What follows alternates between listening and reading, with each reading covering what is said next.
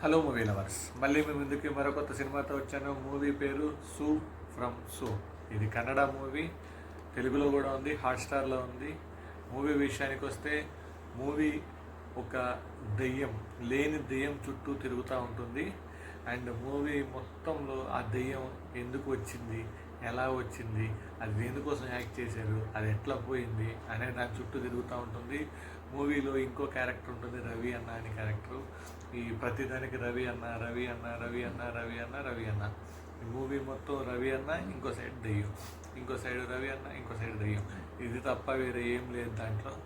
నా వరకు మూవీ విషయానికి వస్తే నాకైతే నచ్చలేదు. మూవీలో నాకెందుకో ఓవర్ హైప్ చేశారనిపించింది. నేను థియేటర్లో వచ్చినప్పుడు ఇది చాలా హైప్ చేసేసరికి నేను ఏదో ఉంటుంది అనుకున్నా. అక్కడ ఇది ఏమీ లేదు. నాకు వీళ్ళు ఎందుకు ఇంత హైప్ చేశారా అని చూశాను. నాకు ఒక చిన్న సీన్లో కొన్ని సీన్లలో నాకు కొంచెం ఇరిటేషన్ కూడా వచ్చింది. అంటే లేని కామెడీని కావాలని ఇరికిచ్చి దాన్ని తీసి అది ఏదో చేసి అది ఏదో అయ్యింది. నా వరకు వస్తే నాకు మూవీ అయితే నచ్చలేదు.